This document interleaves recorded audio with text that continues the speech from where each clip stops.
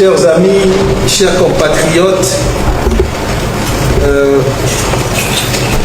personnel au pluriel de la santé, aides-soignants, techniciens, laborantins, infirmiers, médecins, dans vos différentes spécialités et dans vos grades respectifs. C'est un réel privilège de vous avoir cet après-midi.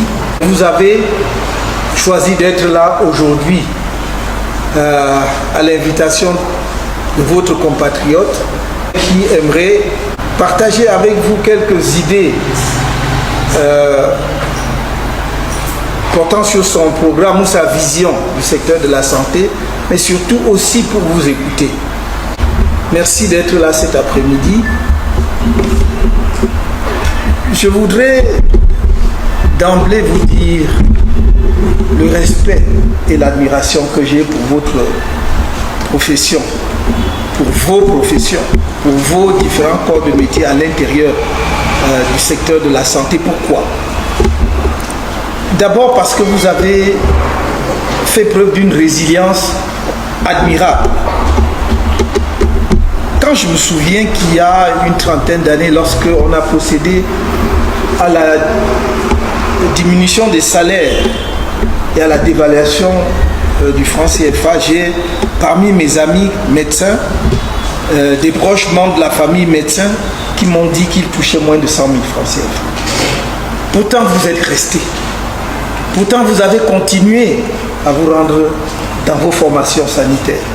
Vous avez continué à soigner les Camerounais dans l'adversité. Vous avez payé un lourd tribut à ce que d'aucuns appellent la Covid-19. Je préfère le masculin, je ne sais pas pour quelle raison, mais ça sonne mieux le Covid-19. On ne l'a pas dit assez et peut-être nous, Camerounais survivants, ne vous avons pas rendu l'hommage mérité par les circonstances. Pour toutes ces raisons-là, je voudrais vraiment vous féliciter, vous remercier parce que le personnel de santé, même au plus fort de la dégradation du système de santé, est resté le pilier central. Dans la difficulté que nous connaissons, parfois même nous sommes très sévères avec vous sans savoir justement tout ce que vous endurez pour continuer malgré tout de venir au secours des Camerounais. Ce dont je voudrais vous parler brièvement, c'est de manière schématique notre vision, les quelques idées que nous avons pour le secteur de la santé dans notre pays, le renouvellement, plus que la réforme, il s'agit en fait de repenser le système de santé. Et je compte sur vous pour,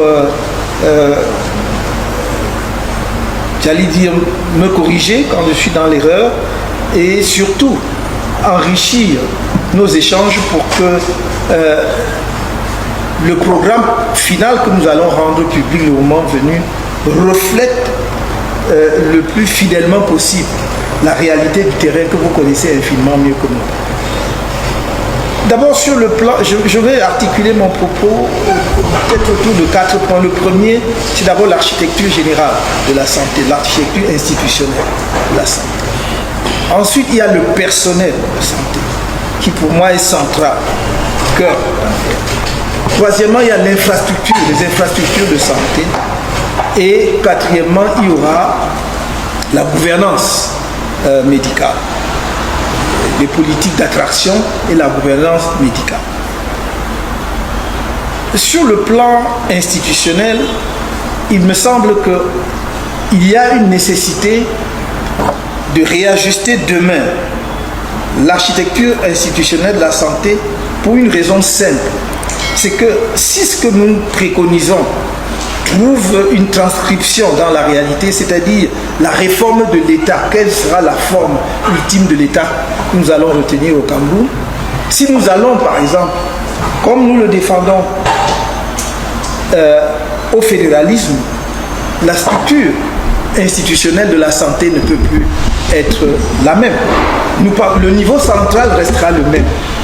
Le niveau d'élaboration des politiques, de la réglementation restera le même. Ce sera le niveau de la capitale, ce sera le niveau central. Mais à côté de cela, nous pensons que s'il y a des États fédérés au Cameroun demain, il faudrait qu'il y ait des agences fédérées de santé. Qu'il y ait des agences fédérées de santé, que dans chaque État fédéré, il y ait une agence de santé qui va en réalité coordonner et chapeauter les structures que nous connaissons déjà, parce que notre compréhension de l'idée fédérale, c'est qu'il ne s'agit pas simplement de la transcription ou du changement des 10 régions en 10 États fédérés. Je pense que ce n'est pas ça. On n'atteindrait pas l'objectif. Nous pensons, nous, qu'il faut construire demain des États fédérés à la fois géographiquement et démographiquement viables. Et donc, on va nécessairement mettre ensemble un certain nombre de régions pour permettre effectivement qu'il y ait des États forts à l'intérieur de la structure de l'État global. Par conséquent, l'agence de santé viendra coordonner ce qui existe, c'est-à-dire par exemple les structures régionales. Les régions ne vont pas disparaître, mais les structures régionales vont demeurer coordonnées justement par cette agence fédérée, mais également les autres, c'est-à-dire les structures périphériques. Il y aura effectivement jusqu'au district de santé. De toute façon, la déclinaison ne va pas changer fondamentalement du point de vue de l'organisation institutionnelle. Tout ce que je peux dire à ce stade, c'est que nous voulons standardiser. Il faut vraiment que nous ayons des normes uniformes sur l'ensemble de notre territoire national. C'est-à-dire que quand on arrive dans un centre de santé, dans n'importe quel lieu du Cameroun, on doit avoir les mêmes caractéristiques, y compris même pratiquement jusqu'au niveau architectural. En tout cas, la manière dont les services sont organisés, les disponibilités, ça doit être le même. Voilà pour ce que j'appelle très sommairement l'architecture institutionnelle.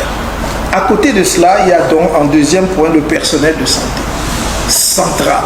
Parce qu'il n'y a pas de système de santé qui tienne sans un personnel de santé bien formé, qui est à l'aise dans son travail. Vous aimez votre travail, mais il faut qu'on vous mette à l'aise dans votre travail. C'est deux choses différentes. Et notre idée, c'est qu'il faut que l'État reprenne la main complètement en ce qui concerne la formation du personnel de santé. Pour nous, c'est fondamental. Même si il doit y avoir une articulation entre le niveau central et le niveau des États fédérés, il faut que les structures publiques reprennent la main en ce qui concerne la formation des personnels de santé. Je sais qu'à l'heure actuelle, il y a environ 2500 à 3000 infirmiers qui sont formés au Cameroun par an, 650 médecins, environ 300 pharmaciens. C'est bien, c'est beaucoup, mais ce n'est pas suffisant pour un pays de la taille du Cameroun, parce que nous en sommes encore à un médecin pour 10 000 habitants, 10 000 personnes par an. C'est beaucoup trop. Nous pensons donc que lorsque nous aurons une organisation qui permet d'articuler la formation médicale entre le niveau central de l'État fédéral et le niveau de l'État fédéré, parce qu'au moins dans un premier temps, nous pensons qu'il ne faut pas encore directement tout abandonner aux structures fédérées. On est un État jeune et je ne pense pas que tous les États puissent avoir les moyens nécessaires pour maintenir des formations de qualité. Donc il y aura une articulation entre État fédéral et État fédéré pour ce qui est de la formation. C'est fondamental. Il faudra vraiment que les concours soient sérieux, ou les sélections par classement, mais en tout cas, il faut qu'il y ait une sélection rigoureuse. Nous avons eu quand même pendant longtemps, si vous êtes là, c'est parce que vous avez été bien formés. Et je regarde avec beaucoup d'inquiétude les jeunes qui sortent de certaines structures de formation aujourd'hui. Il s'agit de notre vie à nous tous. Vous-même du personnel médical, si vous tombez malade, ce n'est plus vous qui êtes au contrôle de vous-même, c'est un autre collègue. Mais s'il est mal formé, le résultat sera le même. Donc il faut vraiment que l'on soit bien formé. S'il y a un secteur avec lequel on ne triche pas, c'est celui de la santé. S'il y en a un seul, à la limite, vous pouvez rattraper chemin faisant un élève qui a été mal formé à la base. Mais un médecin qui a été mal formé, il a déjà causé une catastrophe. Donc là, on ne doit pas tricher. On doit vraiment mettre ce qu'il faut. Et c'est pour cela que nous mettons un point d'honneur à dire que tout Camerounais, tout jeune Camerounais qui passe le concours d'entrée dans une école de médecine sera boursier du premier jour jusqu'à la sortie. À la seule, il perd sa bourse s'il redouble. Ça, il faut quand même, on ne va pas encourager aussi. Mais dès l'entrée, dès la première année, il est boursier jusqu'à sa sortie. Évidemment, toujours dans le cadre de la formation, il faut multiplier, peut-être accroître en tout cas les filières de spécialisation. Et à cet égard, nous pensons franchement qu'on ne peut pas parler de la formation, non seulement sans penser aux facultés ou aux écoles de médecine, mais surtout au CHU. Il faut de grands CHU au Cameroun. Centre hospitalier universitaire. Il en faut vraiment de référence. Ou d'ailleurs, vous allez articuler formation et recherche. En fait, soins, formation et recherche. Parce que nous ne pouvons pas, on ne fait plus la recherche médicale au Cameroun. Mais pourtant, quand vous faites un petit saut en arrière, moi je me souviens quand on était à l'université, de temps en temps on vous disait tel professeur de médecine ou tel médecin a découvert ceci ou il fait telle chose. Il n'y en a plus. Parce qu'effectivement on a négligé l'aspect recherche. Et je pense que nous allons doter le pays de grands CHU pour que les médecins qui sont formés soient également, grâce à cet encadrement-là, familiers, je dirais, avec la pratique médicale. Toujours dans le cadre de la formation, une des idées que nous proposons, c'est que vous avez constaté qu'à l'heure actuelle, l'arrière-pays souffre beaucoup. Il y a des parents, des patients dans l'arrière-pays qui n'ont jamais vu un médecin, qui envoient un, peut-être par hasard, tous les 10 ans, je ne sais pas moi, à l'occasion de quelle campagne que l'on mènerait. Ce n'est pas normal. Il est possible de faire autrement. Nous pensons que les jeunes médecins qui viennent de sortir, et même déjà avant même la sortie, doivent faire une partie de leur stage dans l'arrière-pays, prise en charge, avec une prise en charge, de façon à ce que même les formations sanitaires les plus petites puissent voir passer un médecin. Voilà, et que ce ne soit pas un luxe qui est réservé aux grands centres urbains comme Douala, Yaoundé et les chefs-lieux de région. Et à cet égard, un autre aspect, une autre valorisation du personnel de santé, à notre avis, passe par l'attention qu'on doit porter à leur statut social. Cela passe premièrement par la revalorisation de la rémunération du personnel de santé. Vous ne pouvez pas payer des médecins, même vraiment au-delà de la santé. Respectons quand même le nombre d'années d'études qu'il y a derrière. Vous ne pouvez pas payer des médecins au lance-pierre. Vous ne pouvez pas payer des infirmiers au lance-pierre. Vous ne pouvez pas payer parce que tout ce monde-là passe du temps, abandonne leur famille quand ils font des gardes. Et je ne sais pas quel autre sacrifice. Donc on doit, s'il y a des secteurs sur lesquels moi je crois qu'il faut faire un effort, se concentrer pour améliorer les conditions d'exercice de la profession, c'est les médecins et les enseignants. J'ajoute à ces éléments, en dehors des prix, machin, mais le salaire même déjà de base doit être revalorisé hormis les prix.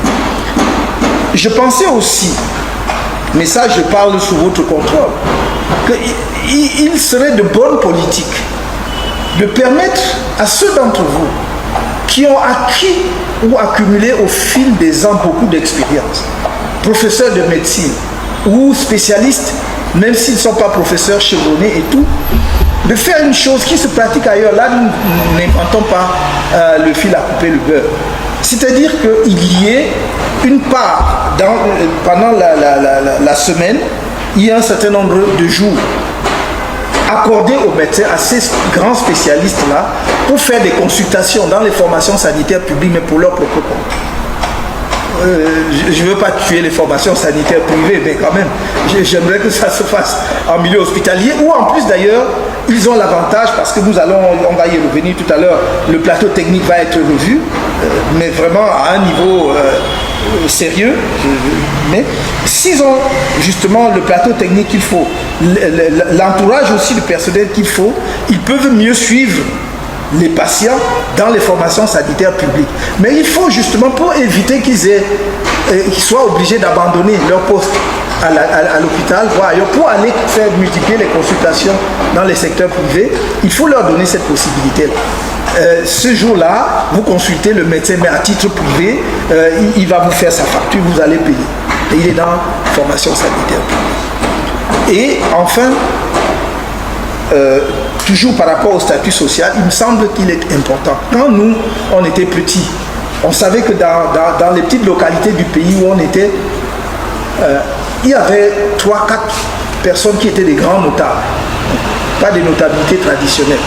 Il y avait l'autorité administrative, il y avait le médecin, il y avait le directeur d'école, et je ne sais plus qui. Ça ne dépassait pas 3 ou 4. Voilà les notables.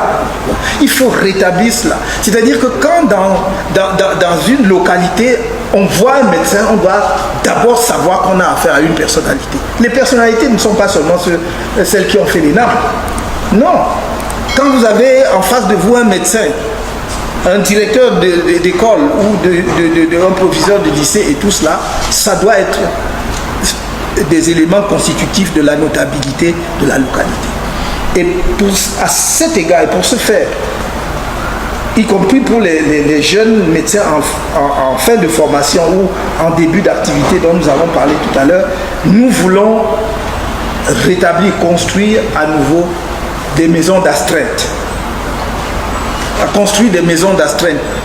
Il ne faut pas qu'un médecin, quand il arrive, parce que bon, à Yaoundé, il va se débrouiller, même sans beaucoup de moyens, pour trouver même 1-2 pièces. Mais ailleurs, dans des districts de santé, dans des petites localités, même s'il veut louer, il ne trouve pas quelque chose de décent. Or, pour qu'il garde ce statut de notable, il faut qu'on dise voilà la maison du médecin. On ne va pas simplement dire voilà la maison du sous-préfet ou bien du commandant, voilà la maison du médecin. Donc, et pour nous, la garantie que ces maisons d'astreinte gardent leur standard, c'est ce standing, c'est que le médecin qui entre doit savoir qu'on doit faire le check à l'entrée et le check à la sortie.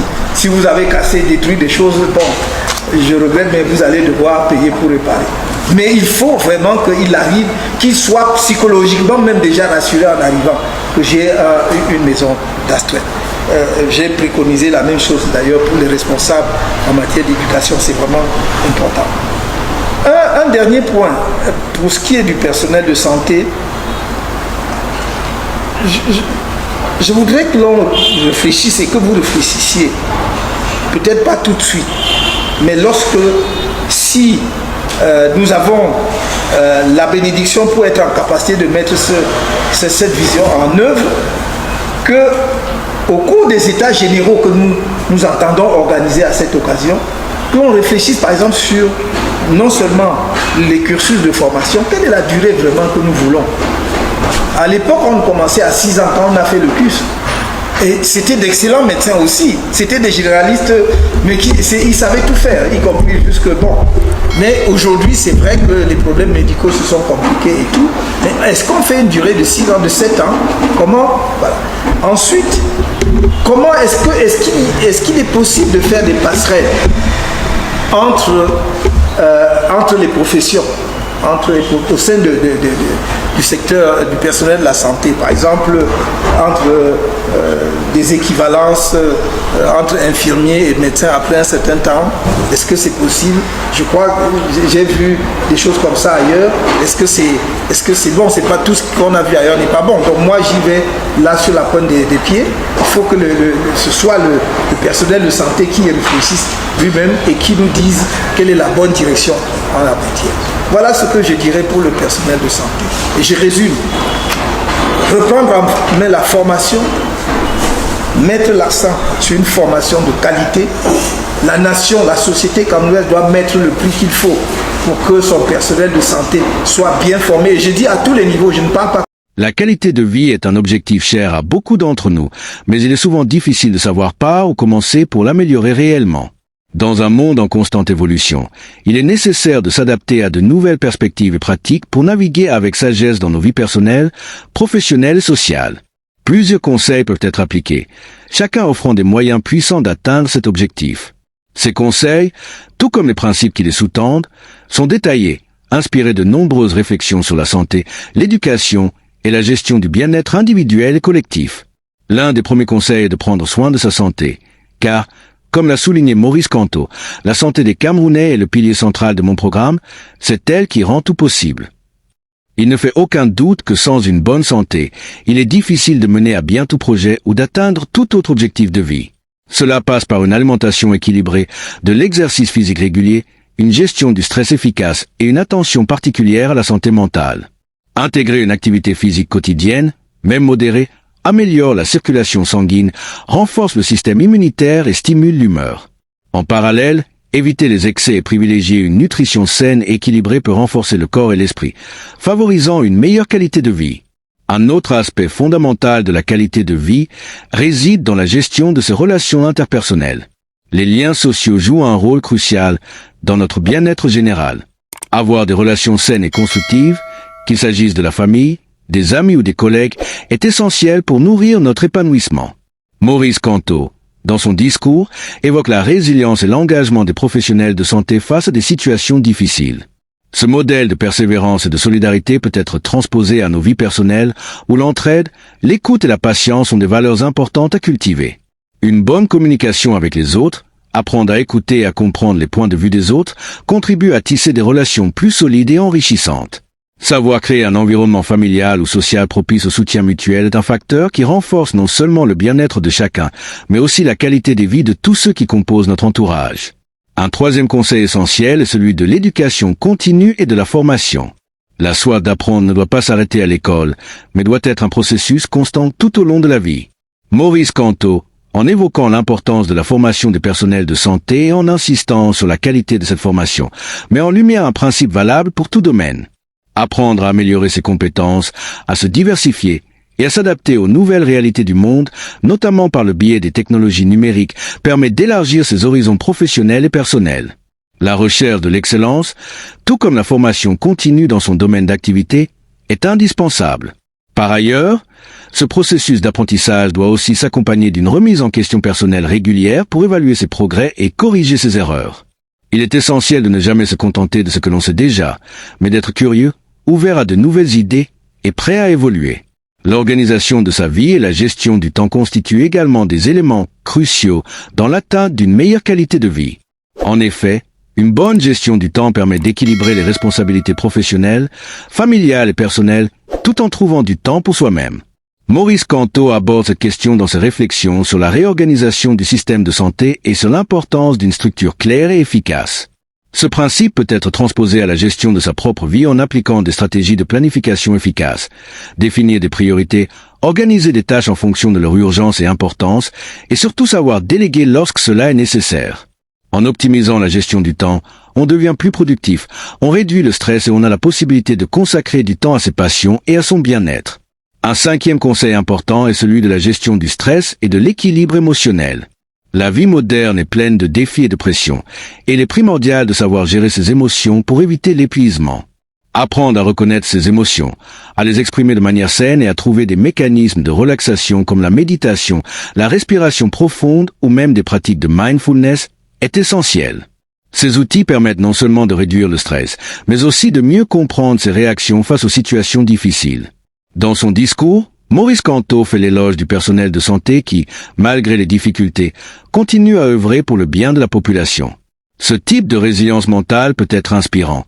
Il est possible de surmonter les épreuves, de ne pas se laisser envahir par les émotions négatives et de se concentrer sur des solutions concrètes. La valorisation de son environnement et de son cadre de vie est un autre conseil important. Un cadre de vie agréable, que ce soit à la maison ou au travail, peut avoir un impact direct sur notre bien-être. Cela passe par l'aménagement d'un espace organisé, épuré et fonctionnel, propice à la concentration, à la détente et à la créativité. Maurice Canto souligne l'importance de réformer les infrastructures de santé pour les adapter aux réalités actuelles. Ce principe d'amélioration des infrastructures peut être transposé à notre environnement personnel. Avoir un lieu de vie qui répond à nos besoins et où l'on se sent bien, c'est investir dans son propre confort et sa santé mentale. De petites actions comme l'organisation de son espace de travail, le choix d'une décoration apaisante et la création d'un coin détente peuvent contribuer à une meilleure qualité de vie. Un septième conseil consiste à adopter une attitude positive et résiliente face aux difficultés. La vie n'est pas toujours linéaire et il est inévitable que des obstacles se présentent. Cependant, c'est notre attitude face à ces obstacles qui fait toute la différence. Une vision optimiste, couplée à la détermination et à la persévérance, permet de surmonter les moments difficiles. L'histoire des professionnels de santé qui continuent à se battre malgré des conditions difficiles, telles que mentionnées par Maurice Canto, montre qu'il est possible de garder la tête haute, même dans l'adversité. Développer cette résilience et apprendre à accepter les échecs comme des étapes de progression est un atout indispensable pour améliorer sa qualité de vie. Huitièmement, il est crucial d'investir dans la gestion de ses finances personnelles. La stabilité financière est un pilier de la tranquillité d'esprit. Maurice Kanto, dans sa vision pour le secteur de la santé, insiste sur la nécessité de financer correctement le système de santé pour garantir son efficacité. De la même manière, dans notre vie personnelle, une gestion saine de nos finances permet de réduire les préoccupations financières et d'avoir plus de liberté pour se concentrer sur d'autres aspects importants de la vie.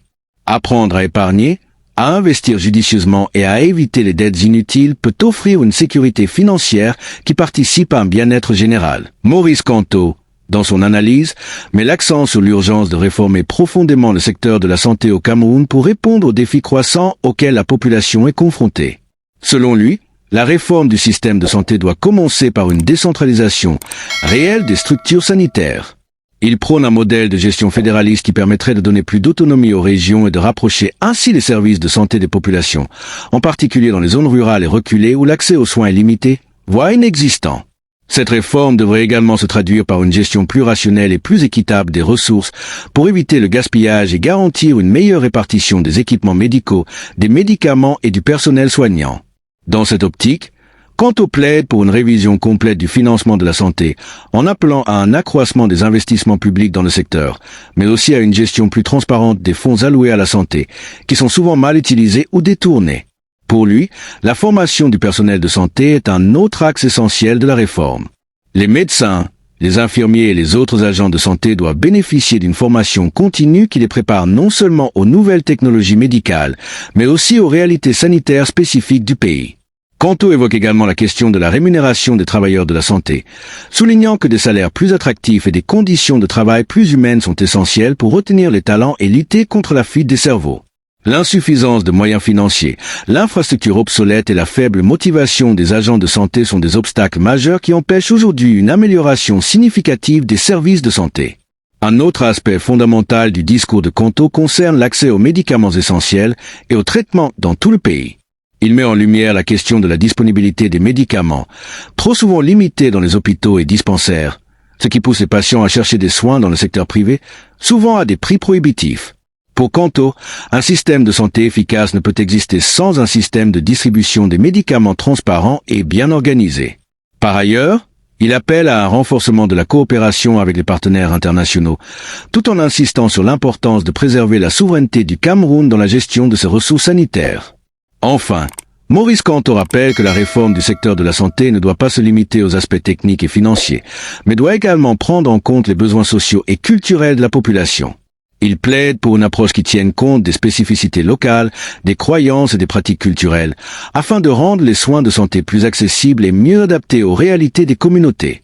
En somme, pour Kanto, une réforme réussie du secteur de la santé au Cameroun doit s'appuyer sur un ensemble de mesures concertées et équilibrées qui vont au-delà des simples améliorations matérielles et s'attaquent aux racines des inégalités d'accès aux soins.